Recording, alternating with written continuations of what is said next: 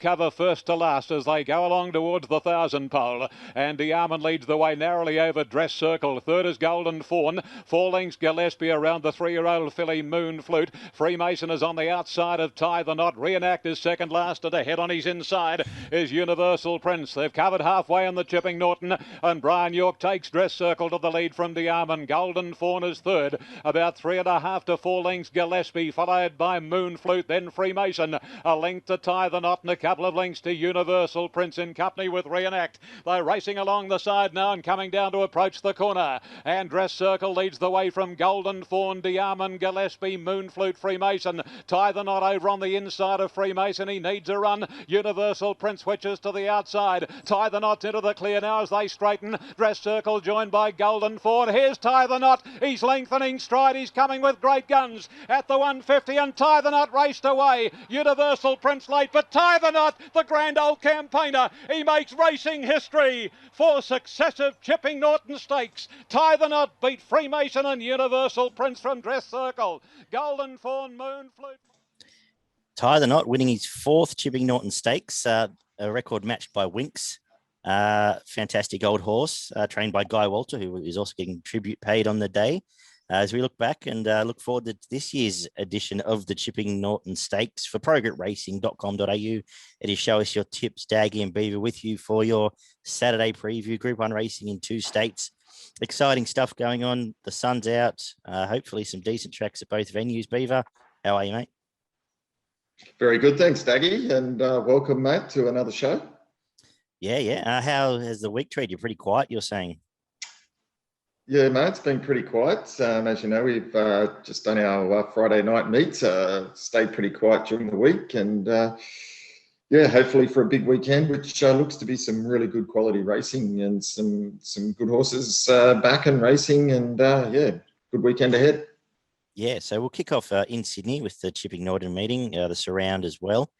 Currently the rail's true, soft 7, been a little bit of drizzle around, but a very nice day in Sydney today, and only a little bit of mizzle around tomorrow as well. So I'm thinking it'll get to better side of soft and probably typical Randwick. So hopefully not too many demons.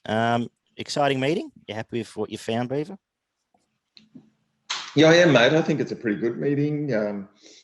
As I mentioned, lots of good horses. Pretty excited by Caulfield as well. Flemington as well. Yeah. Yes, so look, let's hope we've got a few winners for the punters out there. We had a pretty good weekend last weekend. Got a couple of people right in that have discovered the shows. Happy to have them on board, and let's get into it and give them some winners for tomorrow. Yeah, shout out. I think it was Tinkler that jumped on our quaddy selections and picked up the best part of $1,400 for himself from over in New Zealand. Happy days. So good on him for jumping on board, and hopefully we can keep it rolling. We kick off at Randwick with the 1,000-metre highway. Did you have any interest here? I skipped this one. I don't do highways, mate. Yeah, I've barred them as well. Interesting. See, from July, we're going to have 1.5 highways every week. We've got the 10 race cards coming in at Sydney, and they're adding a midway. Is it the midway or the motorway or something, where it's the lesser trainers have essentially a half a highway as well. So that's, I guess, more fun for us. Yeah, it's good to see them getting a bit of opportunity in town, mate. So no problem with that. They're just hard to line them up when they get to town. They might end up being decent form races. You might get some lightly raced, borderline trainers that can take advantage of them. As we know, sometimes they're good form lines when they go back down the highway or down the metro or whichever way they're going, and you can find some winners that way. Yeah, there was another one on Monday. Red colours, and it's just escaped me. Scott Singleton horse, but brained him, and I can't even think of the name of the horse now. But yeah, back from highway form to the bush, did the job again. Let's kick off though with the Metro Racing, race 2, the 1,200 metre Group 2 Skyline Stakes, the lead up for the boys into the Golden Slipper. How have you approached this one? Yeah, look, tricky affair. There's a few horses here that don't have much form under their belt, and then a couple resuming and a couple with okay form. Look, I thought Shakira was pretty good last start. Won pretty well, gets the inside draw here, and recent trial was pretty good, I thought. For that reason and that reason alone, I stuck with it and thought it'd be the hardest to beat. I'm just going to work on the theory that the Snowdens might have got a bit of their mojo back, and I like both trials of Captivant. Form around him stuck up pretty well. The two trials have been better. The drying track is probably to the favour, and I'm just leading that. We see Tom Marquand back in Australia for the remainder of autumn, who's a very, very good jockey. And I'm just leading that way, away from the restricted racing of the millions. And I think the main danger, we don't know how good Halal is. I think they're probably the three, and the three you need to worry about for any early quarters. But just going against 100%. It with the Snowden ones. The Sweet Embrace is the girls' version over the 1,200 metres. Another Group 2. We've got a nice one here, a couple of nice ones here, actually. I did like the debut of 4 Moves Ahead for John Sargent. Right stable with these young fillies. He generally finds a good one each year. I like Nash sticking, and I thought it was a pretty dominant win. Trial's been really nice since then to come back. And away from that, the one that's $17 at the moment that I was having something on was Jamea. Very hard to miss the run last start. Just got balked and then had to barge out top of the straight and flew home to just miss behind. Was that the Mallory race? The Tillingham race, the Gaze horse there, but it was very nice. And gate 1 is a bit icky, but if you're getting around 20 to 1, I think it's an easy bet to have. How are you playing the race? Yeah, I thought there was some horses in here with some obvious ability here. I've gone and slightly to Mallory. I really liked its first up win, trialled really well before that. It was a good win last start. Did get the right run, but produced well and won with something in hand. Look, it's drawn off the track, which is a slight concern to me. So I'm hoping that we can get some cover from Colette. And yes, I'm at the price. I think I'm just leaning slightly that way in front of 4 Moves Ahead. Cool. Yeah, the Racing New South Wales map has it about 5th back in the running line. So if it can slot in there, I don't think it's going to get the worst run in the world from there. No knocks on that one. Race 4, the Liverpool City Cup over 1,300 metres. And have we seen? I've just got to check the scratchings now. It looks like, I Am Superman's come out. So that's the scratching there. That's right. Yeah, so it's gone down to Melbourne. So I'll save that chat. How do you like this race? Yeah, tricky little affair. I was a bit disappointed with Grade 1 first up, to be honest. So I don't really know what to make of that run. I thought it had a good enough run in transit to probably win that race, and just seemed to be lowering at the end of the race. I know it was only probably a length off the winners, but it was Prophet's Thumb, who doesn't win all that often. Yeah. So that concerns me a little bit, and it's carrying the top weight of 59 here. So it's got to give a lot of weight to some of these. I went for Creaderis, just as an up and comer. I thought the pace bit might be on here, and I'm just hoping it can get a good run in transit out to 1,300 and finish over the top of them.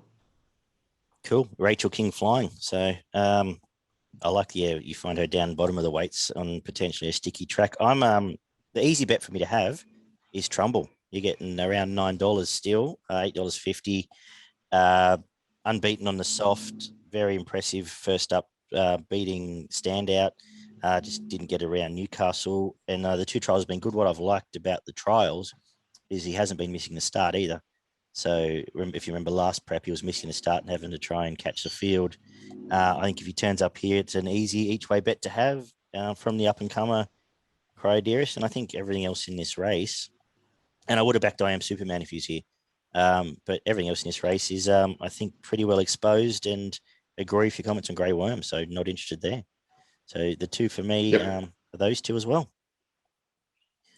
The 5th of the day is the Guy Walter Stakes. As we've mentioned, trainer of Tie the Knot, Streamer, plenty of other very good horses.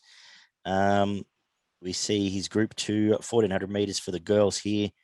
And again, I think it's probably a race we can narrow down to a couple of chances. The only Maybe 3. The market's right, essentially. Ice Bath deserves to be favourite. Sweet Deal deserves to be second favourite. And Emeralds was a pretty good return. And I can't add much more to the race. It would just be what price I get to, whether I back them. Probably Sweet Deal will be my best result in the race, given it'll be Nash on a soft lead with only a couple of chases. How about you? Yeah, this is a bit. This is tricky with regards to that. Look, I thought Ice Bath was pretty good last prep. First up was a pretty reasonable run. Probably didn't quite get the tempo and the pace in the race that it would have wanted. My concern is it may not get that again here, but maybe Bam's on fire might go forward and take up the pace. Sweet Deal. Just hoping there's a little bit of enough pace here for Ice Bath to sit behind him and dragged into the race and be a little bit too strong. So I'm gonna back Ice Bath on the base that it's a little bit fitter from last start and just gets a little bit better run in probably there's no tally here. Yep. No, that's no issues at all with that. And I assume that means Bam's confirmed to be coming up, so she's out of Melbourne when we get to that race. The Group 1's chipping at Norton Stakes over the mile is the kickoff start of the quaddie, and the race previously won by the likes of, as we said, Tie the Knot 4 times, Winks 4 times, twice by shootout, the likes of Lonhro, Octagonal, Farlap, and last year Tiaku Shark, the late Tiaku Shark, I suppose. I thought it was a pretty easy race to do. Beaver, what are you doing? You forgiving Verry Elleggant? You giving another chance? What are you doing for? I thought it was a pretty easy race as well, mate. I just think Verry Elleggant wins. Look, I wasn't disappointed in the first up run. I just don't think it was the best ride of all time. I think he got back a little bit, got stuck on the fence, and then had to weave and get out, and was just out too late. I think if it was put into the race a little bit earlier last start, it finishes much closer, and if you reverse the runs, wins easier than Colette did. Look, I think the track, Colette is definitely a wet tracker. The improving track will be against Colette, and look, Verry Elleggant's just a better horse. So look, for me, Verry Elleggant, and Verry Elleggant's my best bet of the day.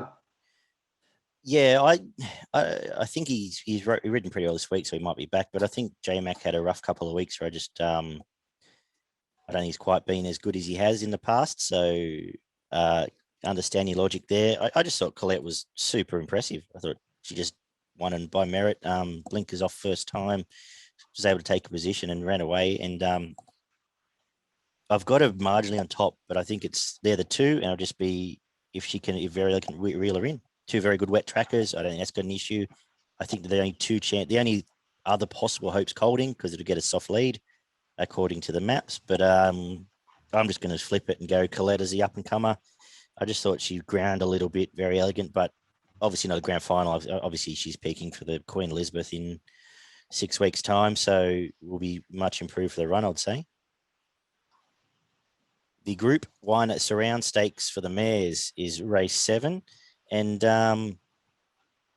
well, what do we do with all this form, Beaver? I think it's all they're all tied together and all a bit trash here. So what are you doing? Or do you want me to have a shot first? No, it's all right, mate. So I tend to agree with you there. It's all a bit tied together. It's all a bit over the shop. Dame Giselle first up, and Hungry Heart. Look, Hungry Heart's drawn off the track. For it, it's going to have to go back. Dame Giselle. Hasn't the market just bit of a question mark over its first up run? Look, the market's had enough of Hungry Heart, hasn't it? It's just spat it straight out. Yeah, that's right. And I mean, this is an open race, $5 a fave. I'm going to go for La Mexicana purely because it's one of my horses. I think its form's good enough for a race like this. You know what you're going to get. It's going to go forward. It's going to sit on the pace, and it's going to put itself into the race at some stage. And again, I think with 100 to go, 150 to go, La Mexicana is going to be hitting the front, and something's got to come over the top of it. I don't know whether anything can in this race. So for that reason, I'm going to stick with my horse La Mexicana. I've put a line through the horse likes of Away Game. Maybe something like Montefilia Fresh could be a knockout if the pace is on and gets the right run. Yeah, I am with you 100%. La Mexicana on top from me, just because they're also, I'm more forgiving of Dame Giselle than I am of the rest of the ones that went through that lead-up race. Not interested in backing any of them. La Mexicana is going to sit probably leaders back or outside lead. Tom Marquand on very honest trier, and this is a race full of, shall we say, less than honest triers. The other bet is the easy one to have, which is the best horse in the race, number 1, Montefilia. $11, you back it each way. You probably get close to $4 a place, unless there's, and if you're not, then the money's definitely coming. You should be on, but only 2 horses I want to back. I'm pretty excited to be betting the race, to be honest with you. I'll probably 100%. Throw Dame Giselle in the quaddie just to get away from just as the other different form line there. I think we've probably covered that pretty well. I'm pretty keen to bet, to be honest. Yep, me too. Race 8, benchmark 88. 2 more races for the day where I am pretty keen to bet as well, because I think this is an absolute moral in race 8. The favourite, Great House. Brained them up first start in Sydney. This race is pretty ordinary, and if this is going places, this will brain them again. And I think it's still even money, isn't it? $2.50, mate. Yep, bet up. 6 to 4. Anything bet to up add? Now? No, you're all over it. Yep, the only one, just because I don't know how good Skylab is, that'll go in the quaddie. But apart from that, yep, nothing more to add there.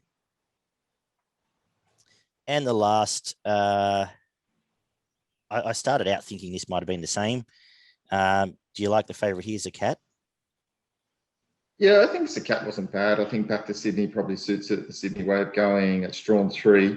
Don't know how well it handled up the straight first up. I couldn't work out if it half turned it up or half just wasn't on the right leg at the right time when I watched the replay. It's got a really high head carriage, and it just, I don't know. I don't know what to make of that, but I think it should win this race. And sometimes that can happen, and they're a little bit fresh, and that can also happen as well. So I think it's a little bit fitter here. And certainly there's a couple resuming that you couldn't rule out. Lena's Hero was very good in a trial, so it could well be run well. And yeah, that's a cat for me. I just think it gets drawn well and gets all the favours. Yeah, only danger for me is Lucicello, who's trialled quite well and just a lightly raced, honest little mare. But I think Zakat, if it's going to win a race, it'll be this one. Let's wrap up our thoughts in Sydney. I'll let you can do the quaddie in Sydney, actually, Beaver. Having talked that up, I'll leave this one to you. Do you want to have a crack at this? Yeah, I will have a crack. First leg, 6 and 7. Yep. Just standing those out, going a little bit skinny. I'm going to play it a little bit wider in the next leg, and I'm going to go 1, 3, 6, 7, and 9. Yep. In the 8th leg, I'm going to make it stand out number 10. And I'll finish in the last with numbers 1, 3, 4, 6. 4's out. And 10. Oh, sorry. Yeah. Superdar's going down to 8. Melbourne. Sorry. Yep. I meant 1, 3. No, sorry, not 4. Let me start again. 1, 3, 5, 6, and 10. Cool. I think you've covered it off pretty well there. Your best and value in Sydney? Yeah, my best comes up in race 8, number 10, Great House. And my value bet comes up in race 7, number 9, La Mexicana. I'm with you. Best of the day, Great House in race 8. My value is in race 4, Trumbull. Hopefully can steam over the top of them at a reasonable price there. ProGritRacing.com.au, we need to give them a plug. Check them out for their extensive guides and free tips every day. Plenty going on there. As we head down to Flemington for Australian Guineas Day, good track racing, the rail in the 2 metre mark. yeah, Ollie, apart from last week where perhaps it may have been a little bit overwatered on the inside at Caulfield, all the Melbourne tracks have been playing fantastic. So no issues with the track. Should play like typical Flemington. And we kick off with the 1,000 metres for the 2-year-olds up the straight. Did you have an opinion to kick us off down south? I didn't, mate. I left this one alone, and I'll save it for some of the later races like I did in Sydney. No, that's cool. Nice. Yeah, the market's about right again. Tycoon Hummer looks a nice horse. Very good debut at Bendigo. Kalos finished alongside Talia, not Talia, the other blue colours. Telluride, not too far from here, in a very good run at Moonee Valley. And Wanneroo couldn't keep up with them on debut, and then just exploded and hit the line like what might be a good horse. But we're interested to see how the slower pace up the straight might suit it. But the market's in the right order there. Nothing really to rub a stamp. Race 2, the 2,600 Roy Higgins listed race. A couple of our old whacker mates going around. Are you looking at the different form lines here, Beaver? Yeah, look, I'm going to go with a little bit of our methodology here, mate. And Sydney horses going to Melbourne sometimes just appear to be better, and for that reason, Sky Max is going to be my tip in this race. Hard to beat. Yep, me too. Not much more to add. I like the different form. I like it's had the run over the 2,400. Month off in between is the only concern. And I think Good Ideas come back pretty well this prep. It's been pretty honest on pace its last 2, but Sky Max on top for me as well. Race 3 is the Group 3 Shaftesbury Avenue over the 1,400 metres. Ian Superman comes down here from Sydney, and I've got it on top. It was good down south, first up last prep, and trialled up okay. Like I said, I think the Snowdens are back a little bit, and I think it's the horse to beat. And interesting to see the Queensland People's Champ, the Harrovian, having a start here on the way to the All-Star Mile, having won, I think it's, 17 straight or something? 11 straight. Yeah. It's a switch of stables too. The Harrovian. Yeah. Yeah, it was. Edwards always had that? No, it was with, I think it was with a bush trainer, and it's come up to Edmonds this prep. Yeah. So someone will probably correct me, but I believe that's the case. Because I thought the rest of I thought Sierra Sioux was pretty disappointing first up, and just looking for different forms. It was.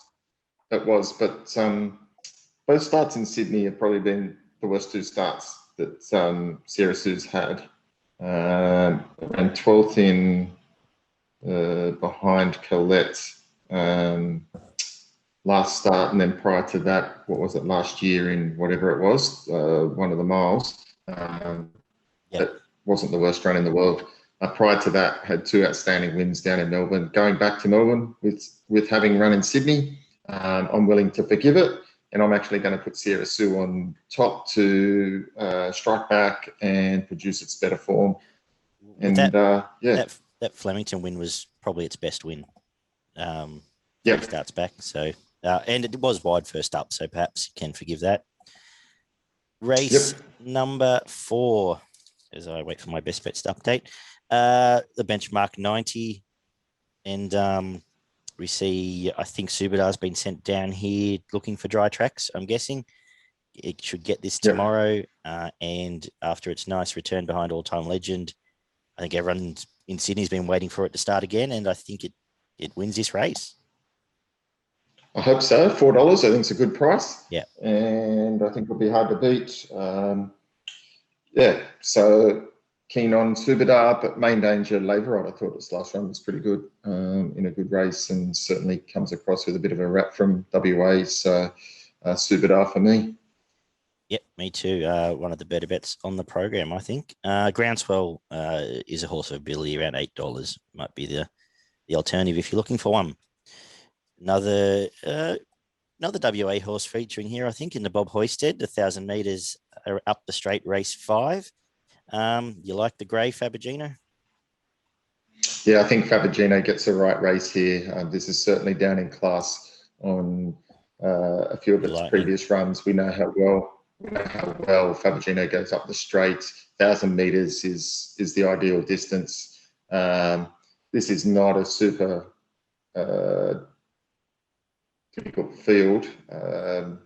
All banter has been good, but in Adelaide goes pretty quick. It's going to get tested up the straight, and Muntasira can run well fresh. But yeah, me, Fabergino. Yeah, Fabergino slightly ahead of Muntasira for me. Yep, I'm with you. Not much more to add. The only two misses up the straight were both Group 1s chasing Bivouac and Nature Strip, and not that far off Nature Strip, really. So, yeah, easy horse to find here. And again, $4 seems like a good bet to me.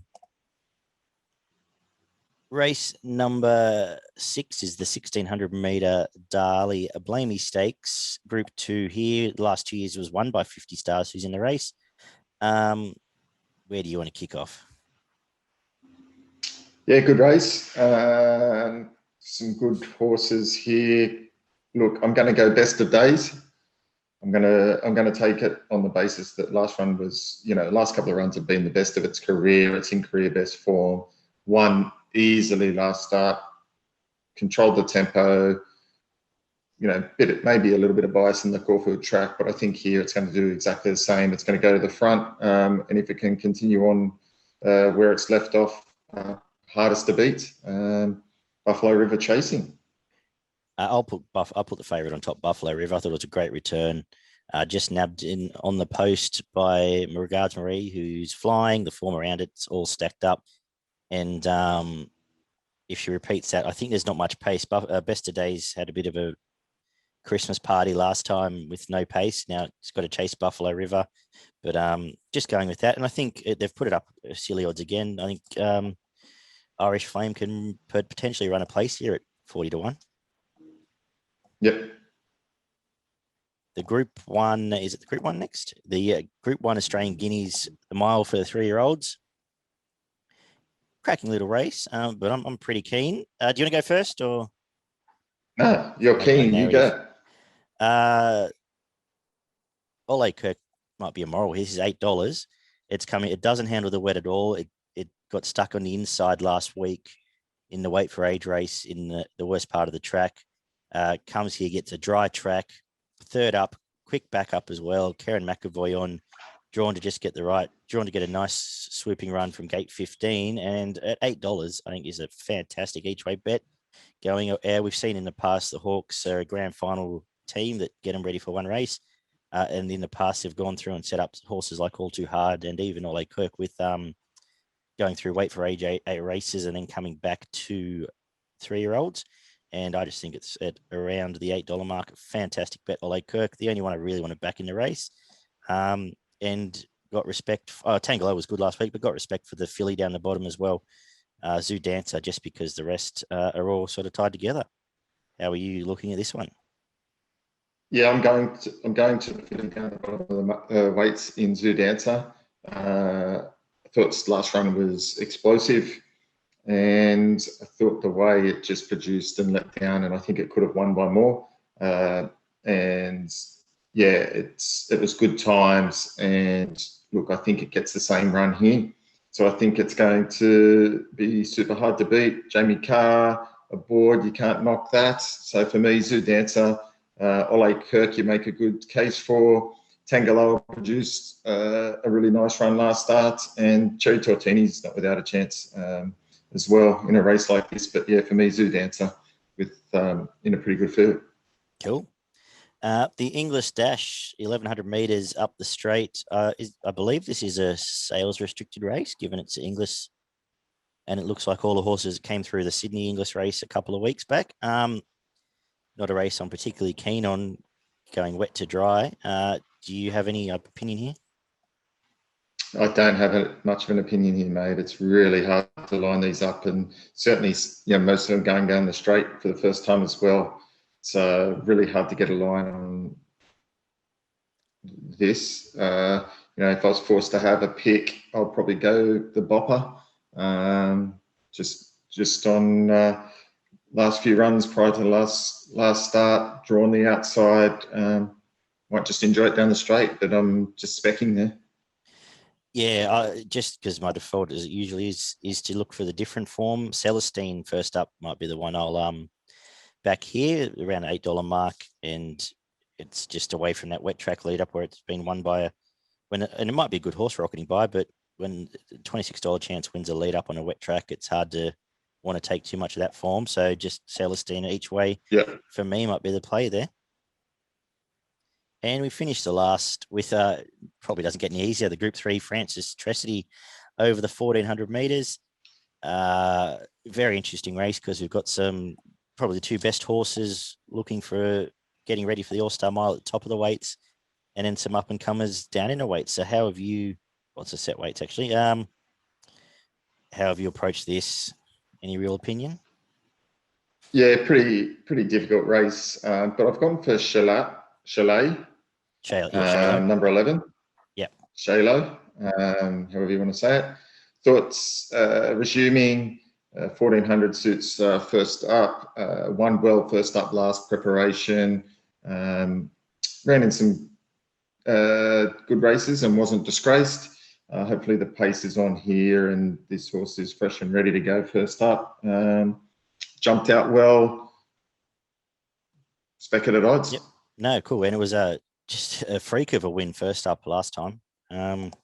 Yeah, I sort of look towards that as well. That one and Paul's Regret, I think, are the two that I'm sort of looking to play here without any real confidence. As I've said, the two best horses are the two at the top, but might not be set up, especially for this new Graceful Glamour rolls forward. And I'll probably end up having something on my girlfriend in good health at 30-1 because I usually do.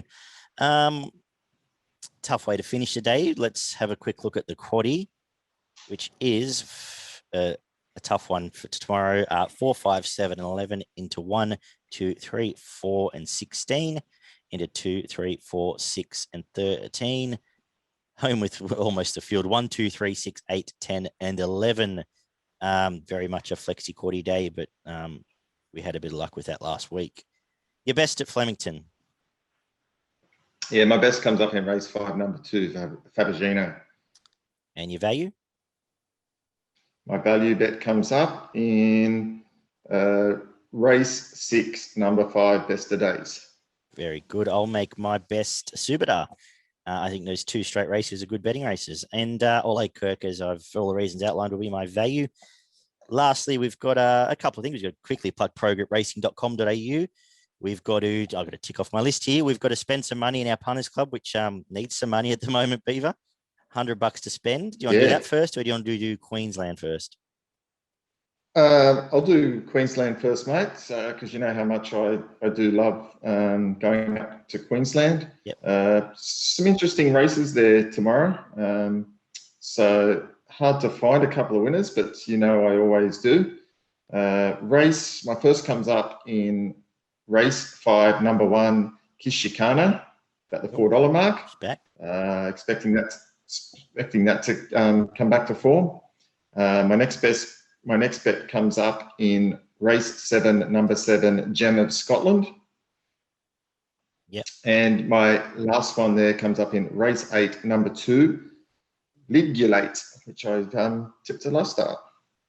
Andy Mallion's about my favourite jockey up there. Geez, he's riding well, Andrew Mallion. Yeah, goes good. And over in Adelaide, I've got just one on a tough day, but race 3, number 4, Second Slip. Should just win that. You're getting even money. Let's spend very quickly. Yeah, we've mentioned Progress Racing. We've got to spend $100 each. How are we going to do that? Yeah, okay, mate. How'd you go last week? You had $100. Both our multis fell over, I think. Yeah, I think I didn't do no good, mate. But tomorrow is a different day. So I'm going to go at Randwick. I'm going to go race 6, number 6, Verry Elleggant, all on to Great House for $50. Yep. And then my other bet comes up in Melbourne. I'm going to go $50 on Fabergino. Very good. I'm going to have 25 each way on Ole Kirk around the $8 mark. to return about $260, hopefully. 30 on Subadar at the $4, for your 120 back, and the remaining 20 will go on Buffalo River for me. So just looking to get off the mark now. Nothing too scary there. It's been a challenge for you to do that at cricket, mate. So I know. Well, I blame the grass. Yeah, that's it. Quick plug as well for anyone who enjoys my dulcet tones. Footy and Frothies podcast, which I'm a host of, is back too for a deep dive every week into rugby league. That's back. We're doing our full season preview tonight with a couple of special guests. So check that out on Spotify and iTunes, as well as, of course, progretracing.com.au, where you'll find us twice a week, every week for free. You'll find our valuable insight. Have a good weekend, Beaver. You too, mate. And good luck tomorrow, punters. We'll talk to you all next week.